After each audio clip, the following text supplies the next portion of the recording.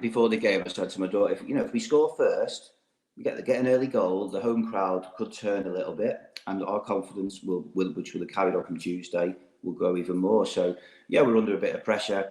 Hendry, ball falls to him, and I think he sees that Norris is left one-on-one with their defender instead of keeping a couple back.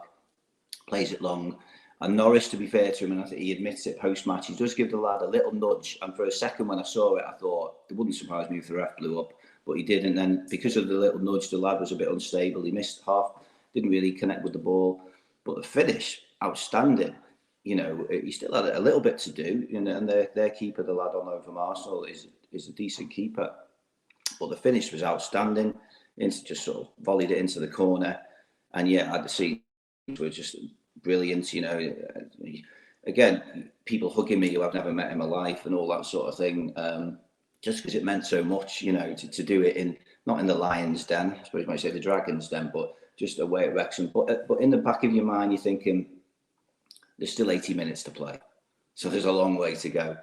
And there was a long way to go. But I think the way that we defended after that, some of the cheers and everything, it was almost, just as important as scoring a goal.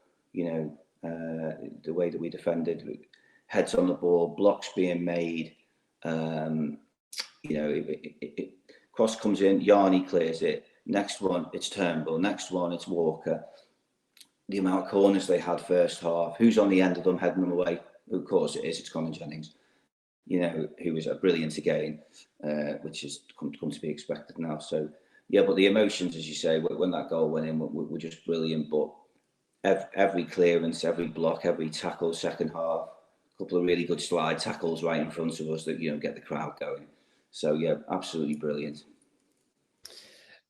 The ball from Hendry is absolutely outrageously good. It's a phenomenal assist. If we saw that in the Premier League, that assist, we'd be seeing it time and time again because it's that good.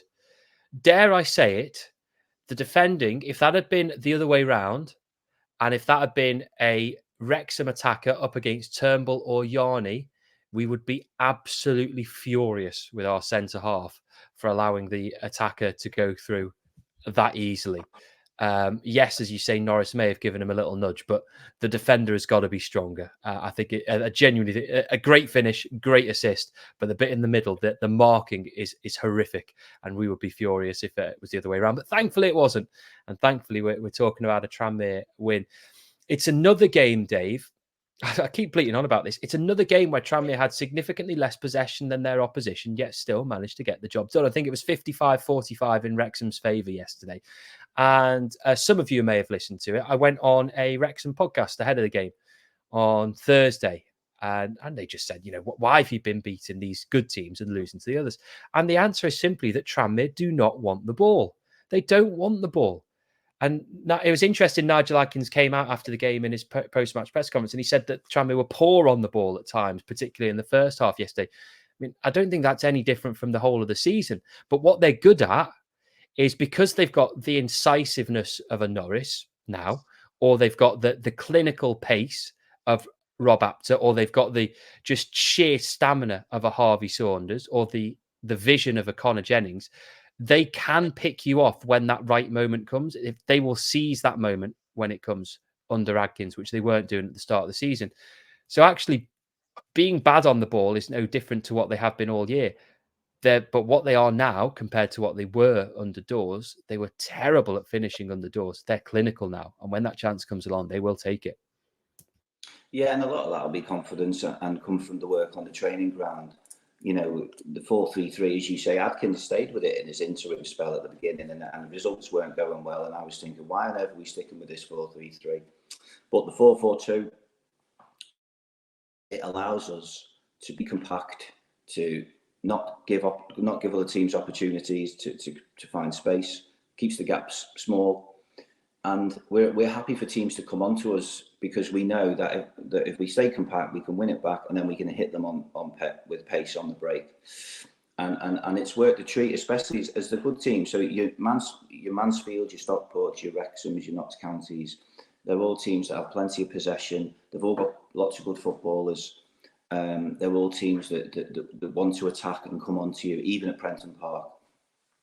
And I think that the tactical way that we've set up, and Nigel, he's not been shy in talking about it, that he likes us to be compact, to keep it tight, and then hit teams on the break, because we all love watching pace and players running with pace. So it's good to watch. You know, some people might say, well, we've not got much possession, we're a bit negative, but it's actually exciting to watch. We know that when they're attacking us, we win the ball back, we give it to Apter, we give it to Saunders, and we can run and we can hit them while they've committed players forward. So it's definitely working. And, you know, I was thinking the other day about that thing about, oh, you know, you can only beat the good teams and you struggle against the rubbish teams.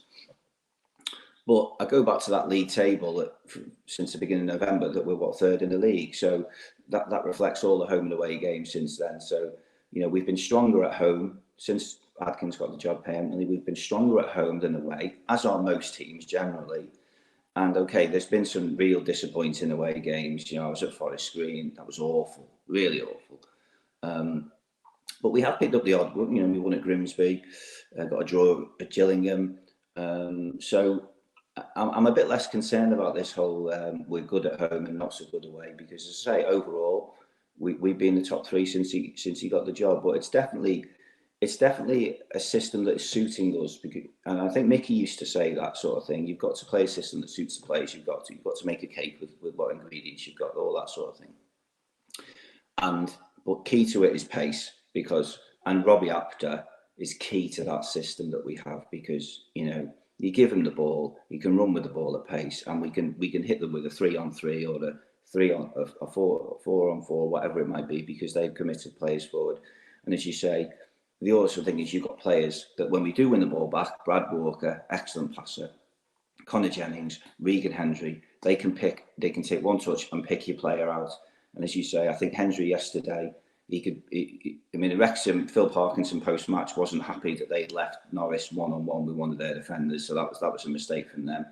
But as you say, one pass over the top, and Norris, if you're a defender, one thing Norris needs to be doing is using his strength to out-muscle and out-battle defenders, and he did that very well. And as you say, he took it very well.